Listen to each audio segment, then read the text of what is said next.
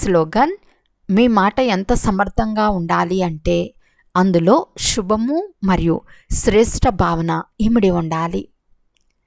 అవ్యక్త సూచన: ఇప్పుడు లగ్నం అనే అగ్నిని ప్రజ్వలితం చేసి యోగాన్ని జ్వాలారూపంగా చేయండి.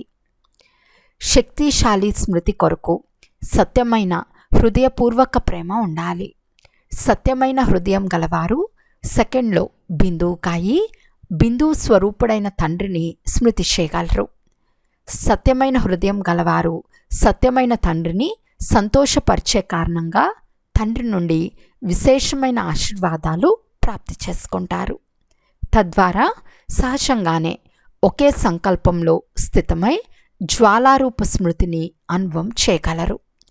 శక్తిశాలి వైబ్రేషన్లు వ్యాపింప చేయగలరు. అచ్చా. ఓం శాంతి.